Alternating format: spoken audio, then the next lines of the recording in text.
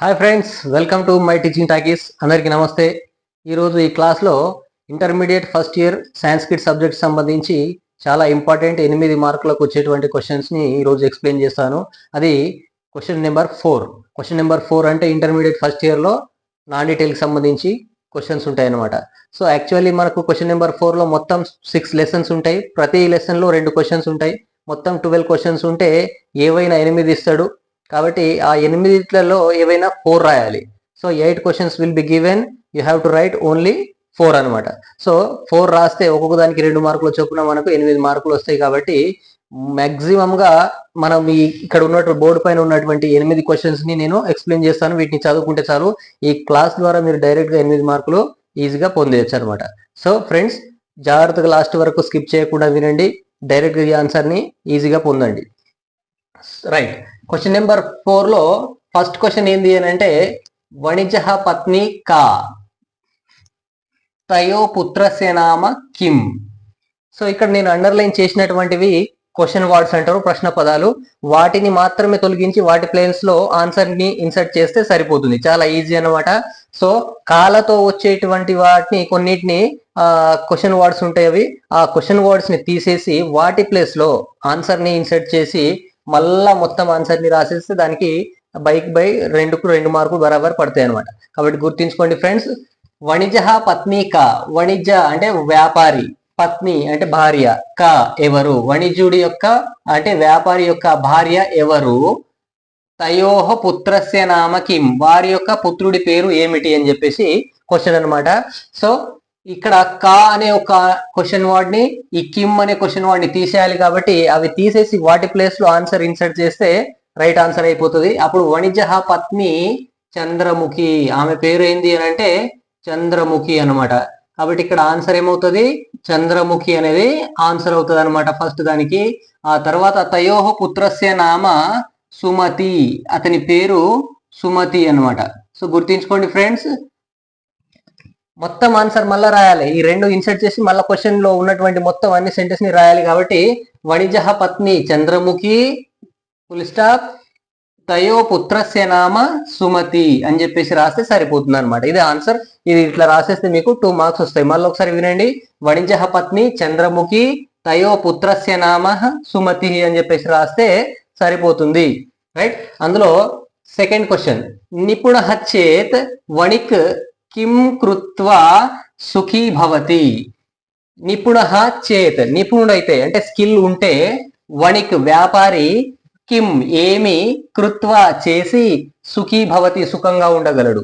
తెలివిగల వాడైతే వ్యాపారి ఏం చేసి సుఖంగా ఉండగలడు అట అని అంటే, ఇక్కడ క్వశ్చన్ వర్డ్ కిమ్ తో ఉన్నటువంటిది క్వశ్చన్ వర్డ్, కాతో ఉంది కదా అని చెప్పేసి కృత్వా అనేది తీసేశారు. సో అది కాదు, కిమ్ తో ఉన్నటువంటి కిమ్ అనేది క్వశ్చన్ వర్డ్ ఏంటి అనమాట. సో ఏం చేసి అతను సుఖంగా ఉండగలడు అంటే, చనిపోయినటువంటి తెలివిగల వ్యాపారి ఎవరైనా సరే వాళ్ళు చనిపోయినటువంటి ఎలుకతో కూడా బిజినెస్ చేసి సుఖంగా ఉండగలడు. కాబట్టి ఇక్కడ చనిపోయిన ఎలుకతో వ్యాపారం చేసి అనేది కొంచెం, దీనికి మాత్రమే కొంచెం పెద్దగా ఉంటుంది, మిగిలిన అన్నిటికీ ఆన్సర్లు చాలా ఈజీగానే ఉంటాయి. గుర్తించుకోండి. చనిపోయిన దాన్ని మృతేనా అంటాం, మృతేనా, ఎలుకతో మూషికేనా, మృతేనా మూషికేనాపి, చనిపోయిన ఎలుకతో కూడా అతను ఏం చేయగలడు అనంటే వ్యాపారం చేయగలడు. వ్యాపారాన్ని వాణిజ్యం అంటాం. కాబట్టి వాణిజ్యం, మృతేన మూషికేనాపి వాణిజ్యం అని 3 పదాలు గుర్తించుకోండి. కృత్వా సుఖీ భవతి అనేది క్వశ్చన్ లోనే ఉంది, అది మళ్ళీ సేమ్ రాసేది. అంటే కేవలం ఈ కిమ్ అనేది తీసేసి ఈ 3 పదాలు రాస్తే సరిపోతుంది అనమాట, అది ఆన్సర్ అవుతుంది. గుర్తించుకోండి, 3 పదాలు, మృతేన మూషికేనాపి వాణిజ్యం, చనిపోయిన ఎలుకతో కూడా వ్యాపారం చేసి సుఖంగా ఉండొచ్చు అని చెప్పేసి. సో నిపుణ చేత్ వణిక్ మృతేన మూషికేనాపి వాణిజ్యం కృత్వా సుఖీ భవతి అనేది ఆన్సర్ అవుతుంది. రైట్. నెక్స్ట్ థర్డ్ క్వశ్చన్ చూడండి. హీరాలాలస్య మాత కతి రోటికా నిర్మితవతి. హీరాలాల్ అనే అతని యొక్క తల్లి, మాత అంటే తల్లి, కతి ఎన్ని, కతి అంటే హౌ మెనీ, ఎన్ని, రోటికా రొట్టెలు, నిర్మితవతి చేసింది. అంటే ఆ లెసన్ వింటే మీకు తెలుస్తుంది ఆ హీరాలాల్ యొక్క తల్లి ఎన్ని రొట్టెలు చేసిందంటే 4 రొట్టెలు చేస్తుంది. ఆ ఇక్కడ కతి అనేది ఒకటే వర్డ్. ఈ ఒక్క వర్డ్ ని తీసేసి ఒకటే వర్డ్ అండి ఆన్సర్ ఎంత ఈజీగా ఉన్నట్టు చూడండి, 2 మార్క్స్ వస్తాయి. కాబట్టి కతి తీసేసి 4 అంటే చతస్ర. నెంబర్ 4 రాయొద్దు, మనం నెంబర్ 4 అని రాయొద్దు, చతస్ర అని రాయాలి. ఓకే, గుర్తించుకోండి. చతస్ర రోటికా నిర్మితవతి ఆన్సర్ అయిపోతుంది. హీరాలాలస్య మాత చతస్ర రోటికా నిర్మితవతి అనేది ఆన్సర్ అయిపోతుంది అనమాట. నెక్స్ట్, హీరాలాలే పరివర్తనే ఆగతే సహా కిం అకరోత్. హీరాలాల్లో పరివర్తన మార్పు వచ్చి అతను ఏం చేశాడు? అతనిలో మార్పు వచ్చిన తర్వాత ఏం చేశాడట అని అంటే అతను ఆలస్యం అంటే లేజినెస్ ని వదిలేశాడు అనమాట. దాన్ని ఆలస్యం అని అంటాం. ఇక్కడ ఆలస్యం అంటే తెలుగు వర్డ్ కాదు, లేజినెస్. ఆలస్యాన్ని వదిలేసి పరిత్యజ్య అంటాం, పరిత్యజించే. సో ఆలస్యం పరిత్యజ్య ప్రజాహిత కర్మణి, ప్రజల యొక్క మంచి పనులలో, ప్రజాహిత కర్మణి, ప్రజాహిత కర్మణి అకరోత్. అకరోత్ అంటే అక్కడే ఉంది కాబట్టి ఈ వర్డ్స్ గుర్తించుకోండి.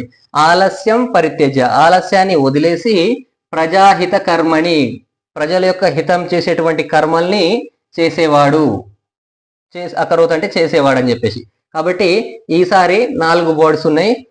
ఆలస్యం పరిత్యజ్య, ప్రజాహిత కర్మణి అకరోత్. మొత్తం రాయాలి సెంటెన్స్. హీరాలాలే పరివర్తనే ఆగతే సహా ఆలస్యం పరిత్యజ్య ప్రజాహిత కర్మణి అకరోత్ అని చెప్పేసి రాస్తే సరిపోతుందండి. మీకు 2 మార్క్స్ వచ్చేస్తాయి. నెక్స్ట్ చూడండి, చాలా చాలా ఇంపార్టెంట్, చాలా ఈజీ ఆల్సో. ఏకదా ఒక రోజు నీలాంబ అనేట ఆమె కామ్, ఇది క్వశ్చన్ వర్డ్. ఎవరిని, కామ్ అని అంటే ఎవరిని, దృష్టవతి చూసింది. ఎవరిని చూసిందట అని అంటే ఒక రోజు ఆమెని పరామర్శించడానికి వాళ్ళ ఫ్రెండ్ వచ్చింది, ఆమె పేరు స్వర్ణాంబ. కాబట్టి స్వర్ణాంబని చూసింది. సో ఇక్కడ కామ్ అనేది ఒకటి తీసేసి దాని ప్లేస్ లో స్వర్ణాంబ అని రాస్తే సరిపోతుంది. కాబట్టి ఏకదా నీలాంబ సఖి, ఎవరామె? సఖి అని అంటే ఫ్రెండ్ అనమాట.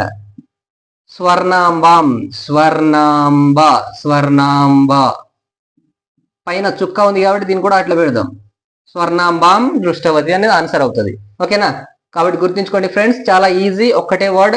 ఈ సఖి రాయకుండా ఒక్కొక్కసారి మీరు డైరెక్ట్ ఈ ఆన్సర్ రాసినా రైట్ అవుతుంది. ఏకదా నీలాంబ స్వర్ణాంబాం దృష్టవతి అని కూడా రాయొచ్చు, రైట్. నెక్స్ట్, పేటిక, పెట్టె, బాక్స్ అనేది క్వశ్చన్ వర్డ్. ఇది కైహి, దేని చేత, పూరిత ఆసీత్, నింపబడి ఉందంట. పూరిత అంటే పూరించబడి ఉంది. పెట్టె దేని చేత నిర్మించబడి ఉంది అని చెప్పేసి క్వశ్చన్ అడుగుతున్నారు అనమాట. దేనితోనంటే శిలలతో, శిలల ముక్కలు. అంటే శిల అని అంటే ఎందుకు అంటున్నారంటే రాయిని శిల అని అంటాం కాబట్టి ఆ చిన్న చిన్న శిలాల ఖండాలు అంటే ముక్కలు, ఆ రాళ్ల ముక్కల చేత అంటే చిన్న చిన్న రాళ్ల చేత పెట్టె నింపబడి ఉంది కాబట్టి ఆ శిలాఖండము చేత నింపబడిందని గుర్తించుకోండి. కైహి అనేది క్వశ్చన్ వర్డ్ అవుతుంది. అప్పుడు దీని ప్లేస్ లో మనం రాయాల్సింది శిలాఖండై, ఖండై. ఐ ఉంది కాబట్టి ఇక్కడ ఐ వస్తుంది. సో విసర్గకు విసర్గ, శిలాఖండై అని చెప్పేసి ఆన్సర్ రాయొచ్చు అనమాట. చాలా వెరీ వెరీ ఇంపార్టెంట్ ఈ 5 and 6 క్వశ్చన్స్. ఏదో ఒక క్వశ్చన్ తప్పకుండా వస్తుంది, సమ్ టైమ్స్ 2 కూడా రావచ్చు. సో శిలాఖండై అని అంటే రాళ్ల ముక్కలు కాబట్టి గుర్తించుకోండి. ఒకటే వర్డ్, ఇక్కడ కూడా ఒకటే వర్డ్, ఇక్కడే ఒక వర్డ్. సో ఆన్సర్ అనేది ఈజీ గుర్తించుకోవచ్చు మనం. నెక్స్ట్ 7th క్వశ్చన్, అబ్దుల్ కలామహ కైహి, ఇక్కడ క్వశ్చన్ వర్డ్ కైహి, పురస్కారై సమ్మానిత. అబ్దుల్ కలాం అనే అతను అంటే మన యొక్క ఎక్స్ ప్రెసిడెంట్ ఆఫ్ ఇండియా, అతను కైహి దేని చేత, పురస్కారై అంటే ఎటువంటి పురస్కారాల చేత, సమ్మానిత గౌరవించబడినాడు అని చెప్పేసి. ఆయనకి ఎటువంటి పురస్కారాలు ఇచ్చారంట అని అంటే అతనికి పద్మభూషణ్, పద్మ విభూషణ్, భారత రత్న అనే 3 రకాలైనటువంటి పదాలని మనం గుర్తించుకుంటే సరిపోతుంది. పద్మభూషణ్, పద్మ విభూషణ్, భారత రత్న. కాబట్టి ఇగో గిట్లా రాయాలి, పద్మ ఇలా రాయొచ్చు, లేదా కొంతమంది ఇలా కూడా రాయొచ్చు పద్మ అని. సో పద్మభూషణ్, పద్మభూషణ్. నెక్స్ట్ పద్మ విభూషణ్, ఇది విభూషణ్, పద్మ విభూషణ్. నెక్స్ట్ భారత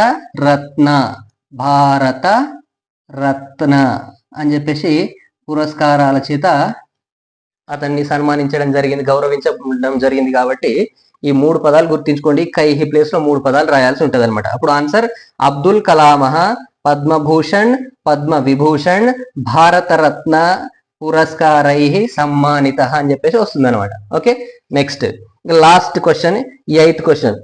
అబ్దుల్ కలామహ ఛాత్రాణం మనః వికాసయితుం కం కం. ఈ 2 క్వశ్చన్ వర్డ్స్ ఇక్కడ. అశిక్షయత్, అబ్దుల్ కలాం అనే అతను ఛాత్రాణం, ఛాత్ర అంటే స్టూడెంట్స్ యొక్క మనసుని వికాసయితుం వికసింప చేయడం కోసం అని చెప్పేసి వారికి వేటిని అశిక్షయత్ వాళ్ళకి నేర్పించేవాడు, వేటిని బోధించేవాడు అనమాట. అంటే విద్యార్థుల యొక్క మనసు వికసింపజేయడం కోసం అని చెప్పేసి అబ్దుల్ కలాం గారు వారికి ఏమేం నేర్పించేవాడట అని అంటే నీతిని ధర్మాన్ని నేర్పించేవాడని చెప్పేసి ఆన్సర్ వస్తుంది. 2 వర్డ్స్ ఓన్లీ, నీతి ధర్మం. కాబట్టి ఇక్కడ 2 క్వశ్చన్స్ అడిగాడు, 2 వర్డ్స్ ఉన్నాయి కాబట్టి 2 రాస్తాం మనం. ఒకటి నీతిం, గుర్తించుకోండి, నీతిం. నెక్స్ట్ ధర్మం, రెండిటికి నేర్పించేవాడు కాబట్టి చ, నీతిం కామ ధర్మం చ అని రాస్తే సరిపోతుంది. నీతిం ధర్మం చ. సో ఈ విధంగా ఇక్కడ ఉన్నటువంటి 8 క్వశ్చన్స్ మీరు నేర్చుకుంటే మీకు ఈ క్వశ్చన్ నెంబర్ 4లో 8 మార్కులు వస్తాయి. కంపల్సరీగా ఇవి చాలు, మీకు సరిపోతాయి. చాలా ఈజీ. అండ్ మీరు ఒకసారి వినేసి లాస్ట్కి ఇలా చదువుకోండి ఒకసారి బిఫోర్ ద డే అన్నట్టుగా, అప్పుడు కంపల్సరీగా మీకు 8 మార్కులు రావడం జరుగుతుంది. ఓకే, సో ఈ క్లాస్ కనుక మీకు నచ్చినట్లయితే నా ఛానల్ని సబ్స్క్రైబ్ చేయండి, లైక్ చేయండి, వీలైతే కామెంట్ చేయండి. Thank you very much.